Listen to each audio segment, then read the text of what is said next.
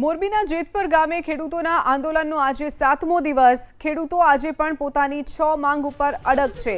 ત્યારે છઠ્ઠા દિવસે મોડી સાંજે કલેક્ટર સહિતના ઉચ્ચ અધિકારીઓ ખેડૂતોની મુલાકાતે પહોંચ્યા હતા, જેને ખેડૂતોને મુખ્યમંત્રી સાથે મુલાકાત કરવાની વાત કરી।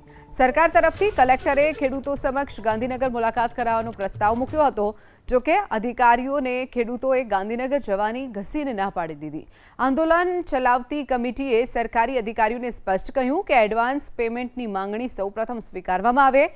તો મંત્રી કાંતિભાઈ અમૃતિયાના ભાઈ કારાભાઈ અમૃતિયાએ પણ સ્પષ્ટ શબ્દોમાં કહી દીધું કે ગાંધીનગર અમે ખૂબ ધક્કા ખાઈ લીધા છે, હવે ગાંધીનગર નથી જવું।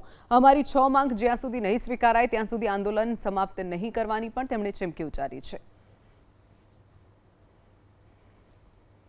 ગાંધીનગર આવો, અમે ત્યાં તમને બેસાડી અને ચર્ચા કરો, તમે જશ લ્યો, આખા ગુજરાતના ખેડૂતને ફાયદો થશે। પણ ગામના કહેવાથી અમે કમિટી વાળાએ એવો નિર્ણય કર્યો છે કે ગામનું કહેવાનું એવું છે કે હજી અમારે ગાંધીનગર આવવાનો સમય થયો નથી।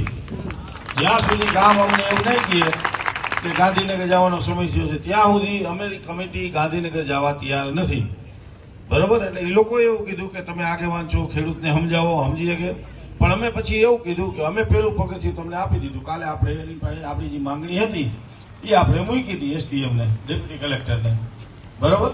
એટલે મેં કીધું હવે એનો કાંઈક મેહુલભાઈ નું કહેવાનું એવું થયું કે એનું ડ્રાફ્ટિંગ અમને કાચું આપી દો, અમે એનો અભ્યાસ કરી, ખેડૂત સાથે ખેડૂતને મળી, ખેડૂતને હિસાબ કરાવડાવી કે આવું મળે, પછી ખેડૂત એગ્રી થાય ને એમાં કાંઈક થોડીક બાંધછોડ કરવાની થાય તો એ પછીની વાત છે। હવે 2 વાર અમને અહીંયા બોલાવ્યા, કાલે બોલાવ્યા, પરમથી બોલાવ્યા, અમે બધું દઈ દીધું અને બધાને હું વચન આપું જ્યાં સુધી આ નહીં મળે ને ત્યાં સુધી આ આઈટી નહીં ડગે। હવે પછી જેને ગાંધીનગર અમારે ધક્કા નથી ખાવા, કોપ ખાઈ લીધા, ગાંધીનગર છે ઘણા અમારા, એને કે અહીંયા બે હો ને અહીંયા હું અમારી બોલી કરવા જાઓ, એટલે હવે ધક્કા ક્યાંય નથી ખાવા અને બધાને આજુબાજુ ગામ કે આપણે અહીં જેટલા આવ્યા પૂરતું વળતર મળે તો જ અમારે નમવું, બાકી નહીં નમવું।